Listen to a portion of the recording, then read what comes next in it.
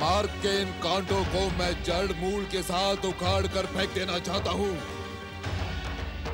परंतु मामा श्री, मुझे ऐसा कोई उपाय, ऐसा कोई विचार दिखाई नहीं देता जिससे सांप भी मर जाए और लाठी भी न टूटे। हाँ मामा श्री, हमें छोड़कर हस्तिनापुर का हर व्यक्ति पांडवों में आस्था रखता है।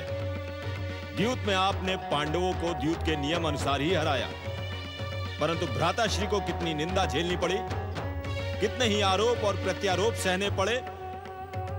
इसलिए हम चाहते हैं कि पांडवों को किसी ऐसी योजना से समाप्त किया जाए जिससे भ्राताश्री को कोई भी निंदा, आरोप, प्रत्यारोप ना लगे। मुझे किसी आरोप, प्रत्यारोप और निंदा की चिंता नहीं है दुशासन। मैं तो केवल इस सत्य को जानता हूँ कि हस्तिनापुर का सच्चा उत्तराधिकारी मैं हूँ।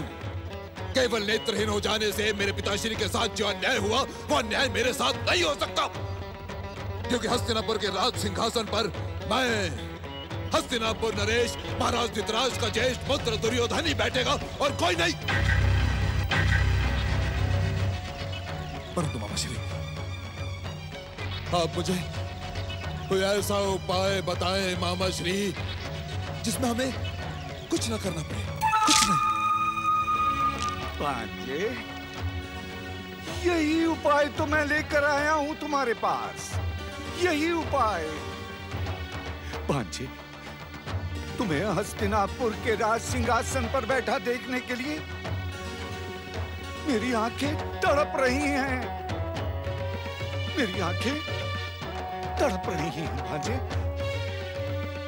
महाराज दुर्योधन की जय जयकार सुनने के लिए मेरे कान तरस रहे हैं। परंतु मैं ये भी अच्छी तरह से जानता हूं कि इस तड़पन को मिटाने के लिए तुम्हारे मामाश्री को ना जाने कितनी और परीक्षाएं देनी होंगी। मामा श्री, आप किस उपाय की बात कर रहे थे? आजू, तुमने रुद्र अवतार महर्षि दुर्वासा के क्रोध के बारे में अपने गुरुओं से अवश्य सुना होगा। महर्षि दुर्वासा? हाँ, महर्षि दुर्वासा। ये वही महर्षि दुर्वासा थे जिन्होंने स्वर्ग के सिंहासन पर विराजमान इंद्र को दर दर का भिक्षुक बना के रख दिया था। भांजे, उनके क्रोध को कौन नहीं जानता।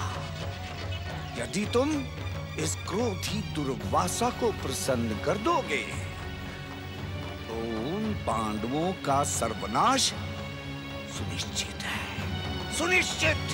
परंतु मामा श्री, महर्षि दुर्वासा को प्रसन्न करना भी सरल नहीं है। भांजो, युधिष्ठिर को भी द्यूत में हराना कोई सरल नहीं था, है ना भांजे? किंतु हारा, पुरुषार्थ नहीं करोगे भांजे तो विजयश्री कैसे प्राप्त होगी? प्रयास करो भांजे, प्रयास करो। प्रयास तो मैं अवश्य करूंगा मामा श्री, पर यदि महर्षि दुर्वासा क्रोधित हो गए तो क्या? भांजे, कभी कभी तुम्हारी इन्हीं बातों पे हंसने का बड़ा मन होता है।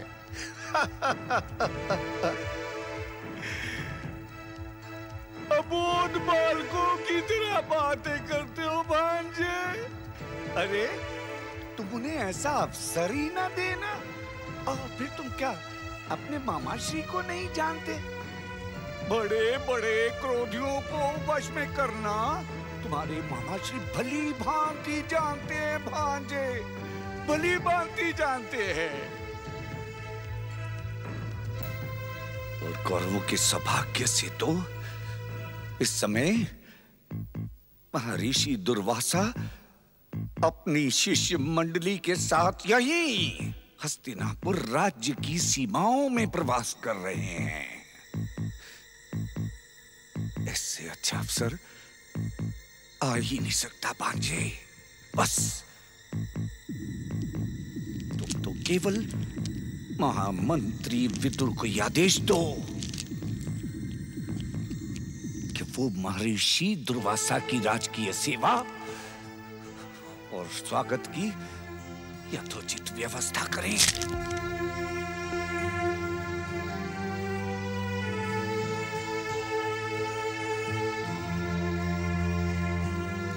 प्रणाम काकाश्री। आयुष्मान भव, नीतिमान भव, सदाचारी भव। कहें युवराज दुर्योधन, किस कारण से आपने मेरा स्मरण किया है? काकाश्री, गुरुओं के पुण्य प्रभाव से प्रसन्न होकर धर्म की साक्षात मूर्ति रुद्रावतार महर्षि दुर्वासा इन दिनों हस्तिनापुर के सीमाओं में प्रवास कर रहे हैं। क्षमा करें युवराज, भरत वंश के पुण्य को कुरुओं का पुण्य न कहें। ऋषिवर इस समय भरत वंश की भूमि पर है। यह भरत वंश के पुण्य का प्रताप है कि आर्यावर्त के महान और तेजस्वी ऋषि इस भूमि पर आने के लिए इच्छुक होते हैं। महामंत्री विदुर, आपसे कोई वाद विवाद नहीं करना चाहती और ना ही ये कोई प्रतियोगिता का विषय है कि भरतवंशियों ने अधिक पुण्य किए या फिर कुरुवंशियों ने, किंतु कदाचित आप ये भूल रहे हैं कि इस समय हस्तिनापुर पर कुरुवंशियों का शासन है। केवल शासन हो जाने से यह बात सिद्ध नहीं होती गांधार नरेश शकुनी।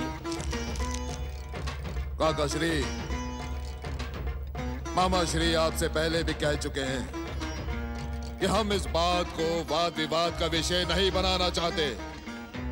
हम तो केवल इतना चाहते हैं कि जब तक महर्षि दुर्वासा हस्तिनापुर में है तब तक उनकी और उनके शिष्य मंडली की देखरेख हस्तिनापुर राज्य की ओर से होनी चाहिए।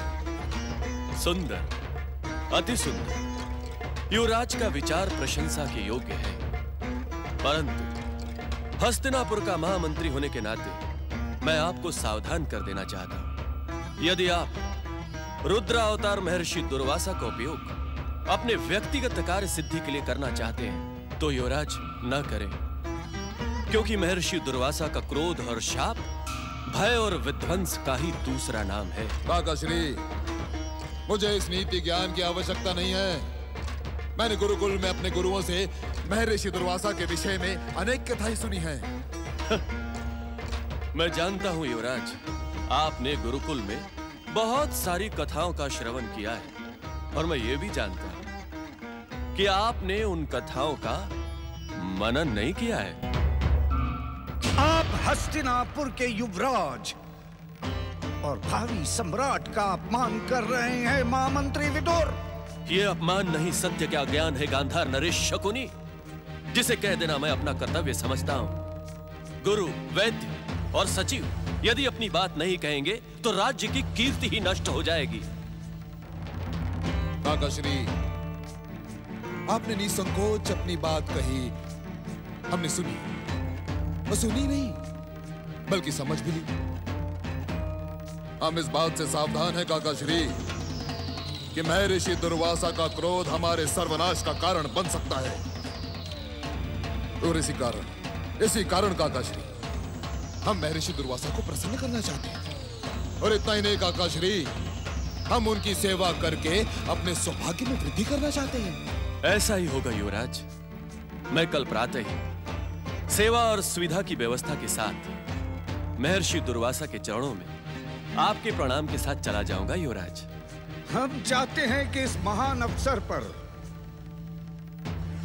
महामंत्री विदुर के साथ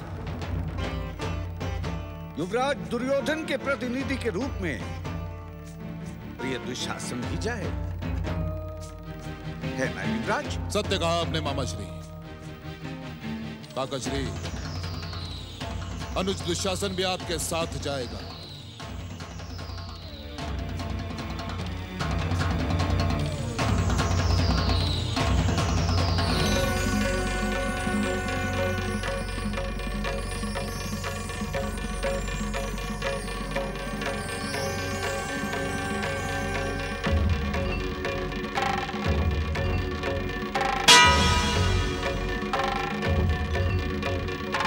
युवराज की जय हो।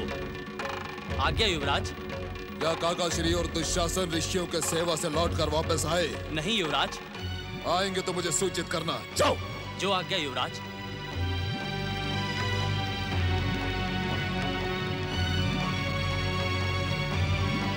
अब तो मुझे भी चिंता होने लगी है भांजे। अब तक तो प्रिय दुशासन को आ जाना चाहिए था। कहीं ऐसा तो नहीं कि अपने स्वभाव के अनुरूप महात्मा विदुर ऋषियों को नीति पाठ सिखाने बैठ गए और उधर महर्षि दुर्वासा अपने स्वभाव के अनुरूप क्रोधित हो गए। यदि ऐसा हुआ तो इसीलिए मैं काकाश्री को वहां नहीं भेजना चाहता था मामाश्री। केवल आपकी हट के कारण मुझे निर्णय लेना पड़ा। आप तो जानते हैं मामाश्री कि मैं अनुज दुशासन से कितना प्रेम करता हूं। न जाने दुशासन किस स्थिति में होगा। नहीं ऐसा तो नहीं मामाश्री कि मैं ऋषि दुर्वासा को द्रौपदी के चीर हरण का पता चल गया हो। मंत्र दृष्टा ऋषियों से संसार का कोई सत्य छुपा नहीं रहता भांजे। तो वे अवश्य ही दुशासन को प्रताड़ित करेंगे। नहीं भांजे नहीं।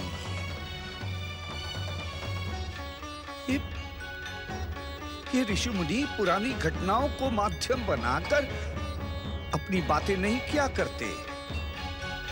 अरे ये तो सेवा और भावना से प्रसन्न हो जाते हैं। और मुझे पूरा विश्वास है भांजे कि दुशासन की सेवा से वे लोग अवश्य प्रसन्न होंगे। हाँ। और आपका विश्वास कभी असत्य नहीं हो सकता मामाश्री। देखा ना। आओ अनुज आओ। मुझे तुम्हारी चिंता हो रही थी। अच्छा पहले ये बताओ कि तुम ऋषियों को प्रसन्न करने में सफल रहे? भविष्य और विधाता जिसके साथ हो वो कभी असफल नहीं हो सकता भ्राताश्री। और आपके आशीर्वाद से हम न केवल महर्षि सुवासा को प्रसन्न करने में अपितु हस्तिनापुर आमंत्रित करने में भी सफल रहे। सुहासा? ये सुहासा कौन है? मैंने तुम्हें ऋषि दुर्वासा की सेवा में भेजा था। ये सुहासा कौन है दुशासन? भांजे सुवासा नहीं जानते। ये सुवासा महर्षि दुर्वासा ही तो हैं। इनके क्रोध और आक्रोश के कारण जनता इन्हें सुवासा नहीं दुर्वासा पुकारने लगी। और फिर समय के साथ साथ इसी नाम से ये प्रचलित और प्रसिद्ध हुए। ठीक वैसे ही भांजे इस प्रकार तुम्हारा नाम हम सब ने सुयोधन रखा था। हाय हाय कितना प्यारा नाम था। किंतु इन पांडवों की कुटिलता से हस्तिनापुर के नागरिक तुम्हें दुर्योधन कह के संबोधित करने लगे। दुर्योधन। और अब तो तुमने भी ये नाम स्वीकार कर लिया। अर्थात समाज के जिस हीन मनोवृत्ति ने मुझे अपना शिकार बनाया, लगभग वैसी हीन भावना के शिकार महर्षि सुवासा भी हुए हैं।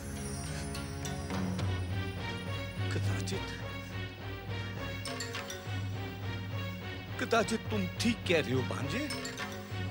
किंतु तुम्हें इतने विचलित होने की आवश्यकता नहीं है भांजे। नहीं है। अरे नाम से मनुष्य के काम पर प्रभाव थोड़ी पड़ता है। नाम में रखा ही क्या है भांजे?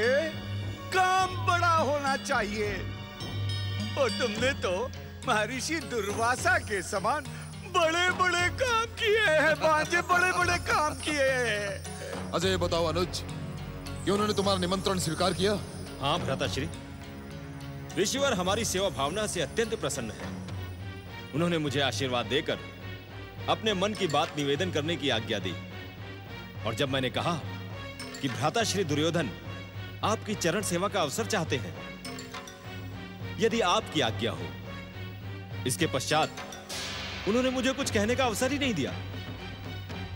उन्होंने कहा, आज्ञा की आवश्यकता नहीं है वत्स, हम कल प्रातः ही अपनी शिष्य मंडली के साथ हस्तिनापुर के युवराज कक्ष में पधारेंगे। तो हमें इसी समय से ऋषिवर को प्रसन्न करने के लिए बढ़ चढ़कर प्रयास करने होंगे। हर व्यवस्था अपनी देख रेख में संपन्न करनी होगी। मैं महर्षि दुर्वासा का ऐसा स्वागत करूंगा जैसा आज तक किसी राजा महाराजा ने किसी ऋषि के लिए ना किया हो। क्यों मामा श्री? ओ बारह भांजे,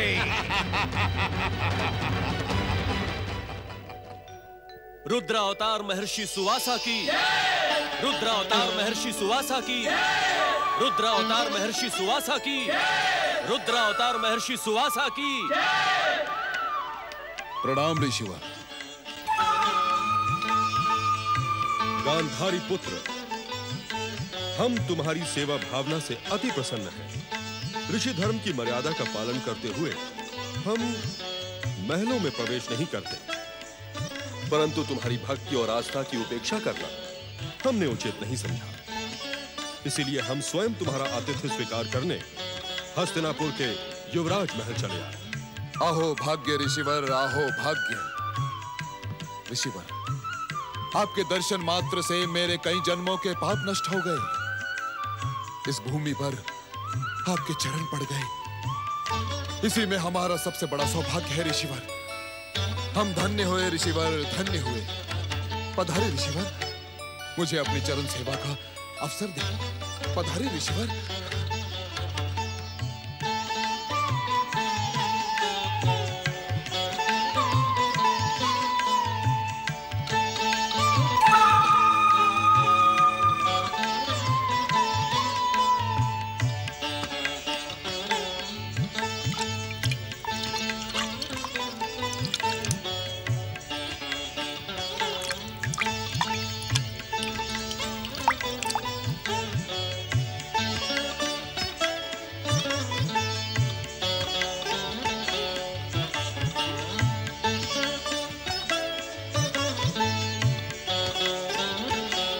रुद्रावतार महर्षि सुवासा की, रुद्रावतार महर्षि सुवासा की, रुद्रावतार महर्षि सुवासा की, रुद्रावतार महर्षि सुवासा की, रुद्रावतार महर्षि सुवासा की, रुद्रावतार महर्षि सुवासा की।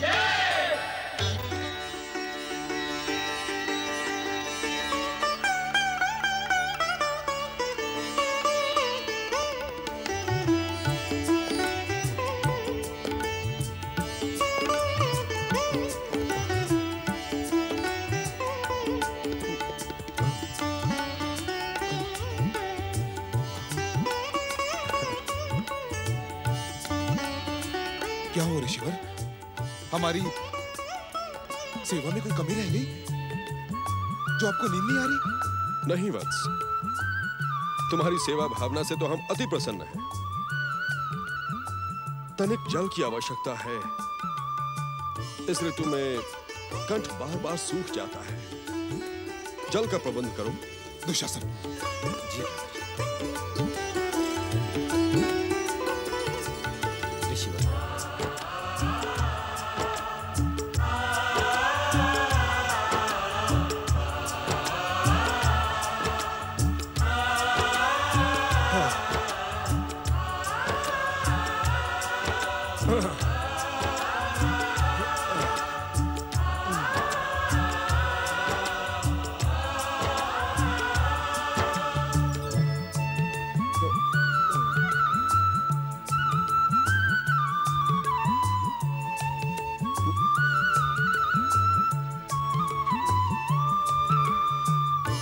क्या हमसे कोई भूल हो गई ऋषिवर?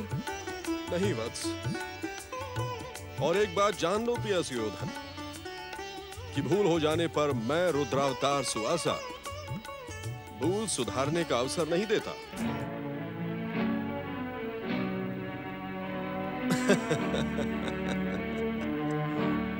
भयभीत और विचलित होने की आवश्यकता नहीं है वत्स। मैं तो केवल इतना कहने के लिए उठ बैठा कि इन राजमहलों में रात बिताने का मुझे तनिक भी अभ्यास नहीं है। अरे मैं ठहरा भयानक जंगलों में वास करने वाला एक सन्यासी। इसलिए यदि मुझे नींद आ जाए तो तुम दोनों कहीं चले मत जाना। यहीं खड़े रहकर पवन का संचार करते रहना बस। कहीं ऐसा ना हो कि घोर यत्न करने पर नींद आए और फिर गर्मी के कारण लौट जाए। आप निश्चिंत रहें ऋषिवर, हम आपकी चरण सेवा से कहीं नहीं जाएंगे। सत्य तो यह है भगवान कि यदि मुझे कई जन्मों तक आपकी चरण सेवा करने का अवसर मिले तो मैं स्वयं को धन्य समझूंगा।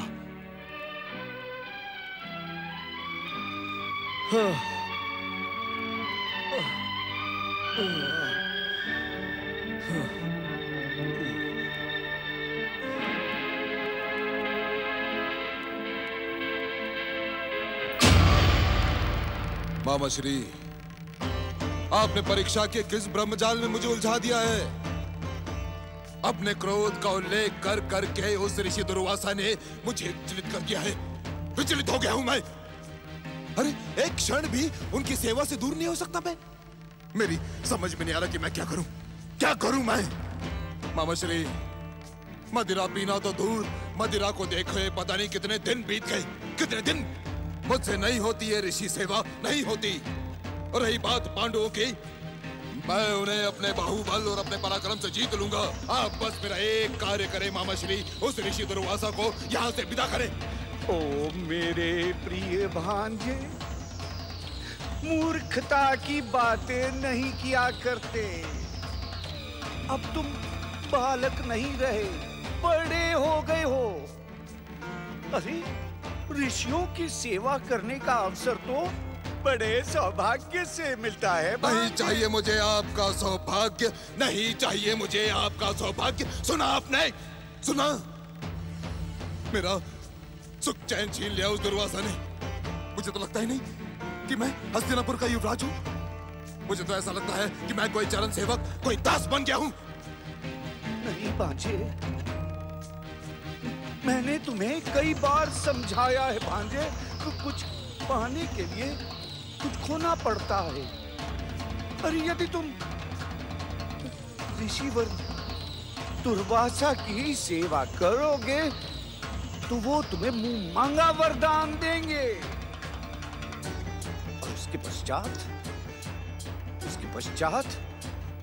उन पांडवों का सर्वनाश सुनिश्चित है। सर्वनाश तो तब होगा मामा श्री जब ऋषिवर मुझ पर प्रसन्न होंगे और मुझसे वरदान मांगने के लिए कहेंगे। और वो दिन कभी नहीं आएगा। मैं जानता हूं कि वो दिन कभी नहीं आएगा। मामा श्री, मुझे तो ऐसा लगता है कि वो दुर्वासा हस्तिनापुर के राज सिंहासन पर बैठकर राज करना चाहता है हस्तिनापुर पर। अरे इतनी सुख सुविधाएं देखकर वो अपने ऋषि धर्म को भूल गया है। नहीं, ये तुम्हारी भूल है भांजे। ऋषि कभी भी अपना ऋषि धर्म नहीं भूलते। और महर्षि दुर्वासा, अरे वो तो मंत्र दृष्टा है, मंत्र दृष्टा। ये ऋषि लोग कुछ दिनों के लिए भी कहीं एक स्थान पर टिक कर नहीं रहते। इसीलिए तो इन्हें बहता पानी या रमता जोगी कहा जाता है भांजे। पुत्र दुर्योधन, यदि तुम 1-2 दिन के लिए ऋषिवर की सेवा कर लोगे, फिर देखोगे कि मामा श्री ठीक कहते थे, तुम्हारी हर मनोकामना वो पूरी कर देंगे। मुझे आपकी बात पर विश्वास नहीं होता मामा श्री। अब विश्वास करने के सिवा तुम्हारे पास और कोई मार्ग ही नहीं है दुर्योधन। ऋषिवर को हम ऐसे ही जाने के लिए तो नहीं कह सकते ना। अरे वो तो अपनी इच्छा से जीते हैं। अब जब तक ऋषिवर यहाँ हैं, तुम्हें उन्हें प्रसन्न करने का प्रयास करना चाहिए। अब तो तुम्हें ये विचार करना चाहिए कि यदि ऋषिवर प्रसन्न हो गए तो उनसे वरदान क्या मांगोगे भांजे? क्या मांगूंगा? मांगने का अवसर आएगा ना मामा श्री, तो मैं केवल और केवल पांडवों का सर्वनाश मांगूंगा। नहीं नहीं भांजे, नहीं।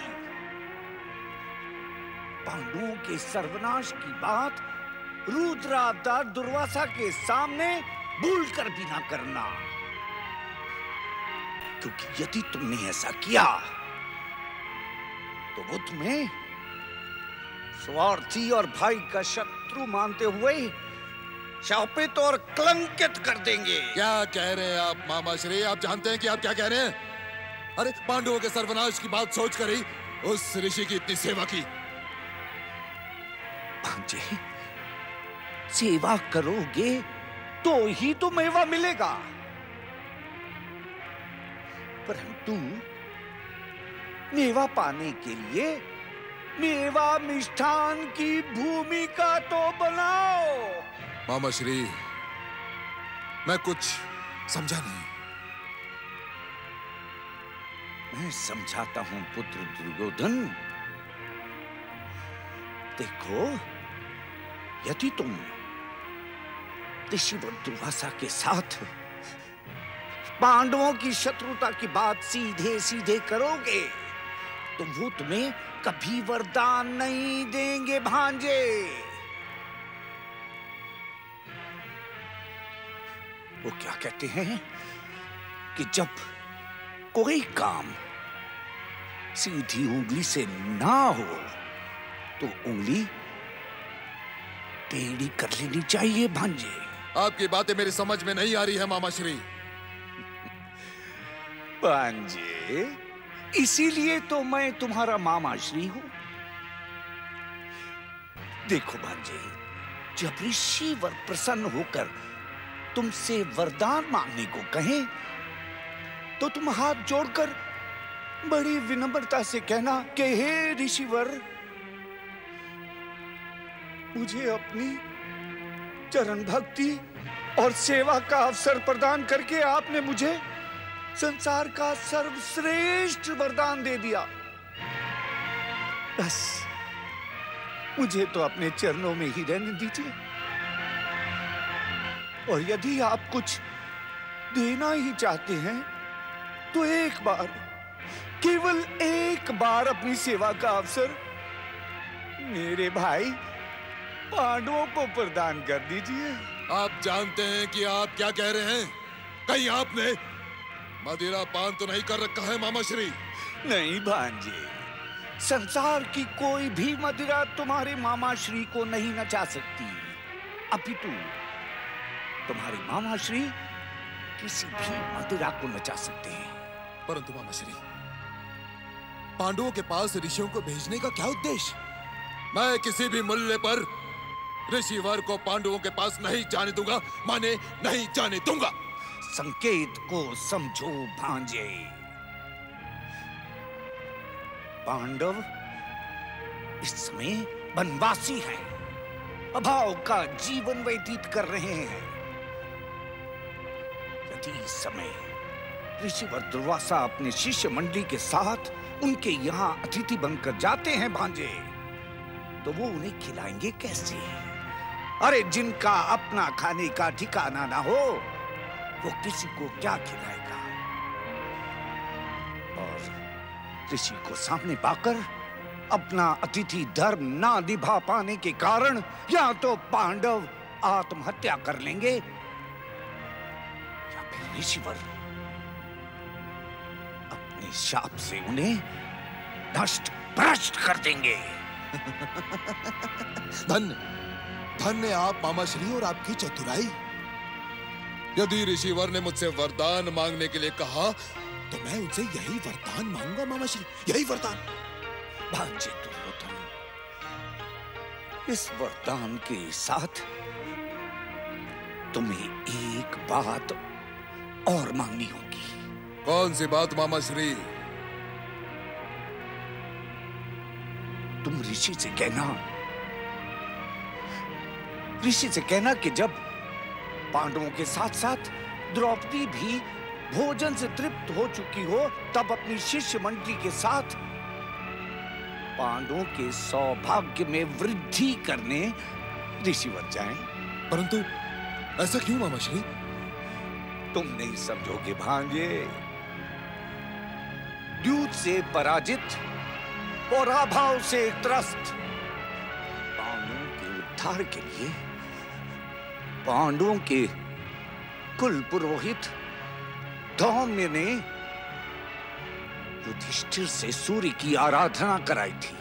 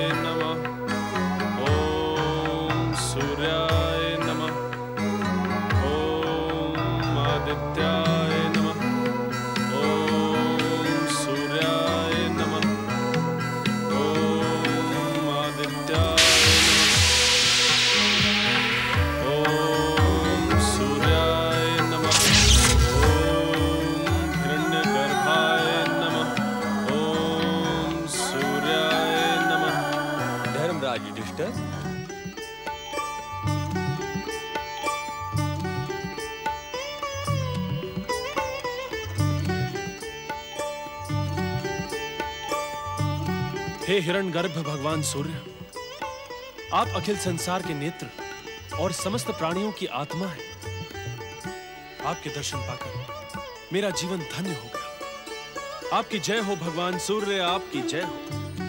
धर्मराज युधिष्ठिर, अपने कुल पुरोहित द्रोण ऋषि के कहने पर तुमने मुझे प्रसन्न करने वाले 108 नामों को सिद्ध किया है।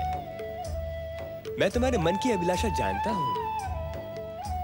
तुम्हें तुम्हारी इच्छित वस्तु अवश्य मिलेगी।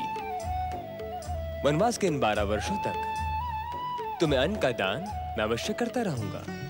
हे परम कृपालु, परम दयालु, समस्त संसार को प्रकाशित करने वाले भगवान सूर्य नारायण, आपने अंधकार में डूबे मेरे परिवार को अपनी कृपा और दया से प्रकाशित कर दिया।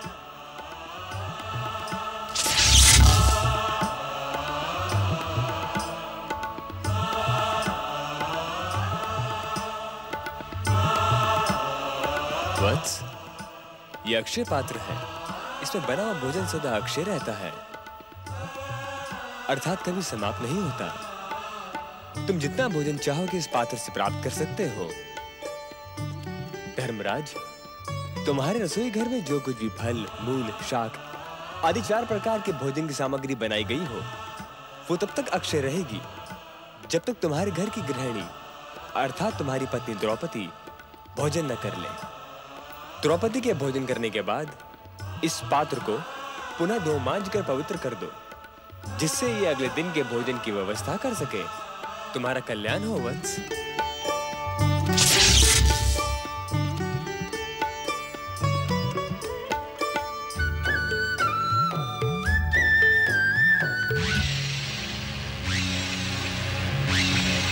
हाँ मामा श्री, मैं ऋषिवर से ऐसा ही वरदान मांगकर उन पांडवों को भयानक संकट में ढकेल दूंगा। भ्राताश्री, भ्राताश्री, शुभ सूचना है भ्राताश्री। ऋषिवर ने अपने प्रस्थान की घोषणा कर दी है और वे शीघ्र ही आपको अपनी सेवा में बुला रहे हैं। अरे भांजे दुशासन, तुमने पुत्र ऋषिवर से अपने भ्राताश्री के बारे में क्या कहा? मैं मूर्ख नहीं हूं मामाश्री। जब ऋषिवर ने मुझसे भ्राताश्री के विषय में पूछा तो मैंने उनसे कह दिया कि भ्राताश्री आवश्यक राजकीय कार्य में व्यस्त हैं और वे शीघ्र ही आपकी सेवा में उपस्थित होंगे। अरे वाह वाह भांजे, तुम्हारी चतुराई तो प्रशंसा के योग्य होती जा रही है?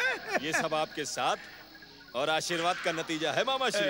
हाँ मामाश्री, मुझे आशीर्वाद दें कि मैं ऋषिवर से वो वरदान प्राप्त करने में सफल रहूं जिससे सूर्यदेव का अक्षय पात्र भी मैं ऋषि दुर्वासा के क्रोध से पांडवों की रक्षा ना कर सके। आशीर्वाद दें। बस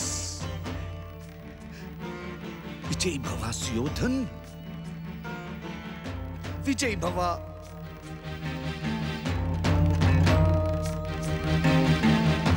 ओम नमः शिवाय, ओम नमः शिवाय।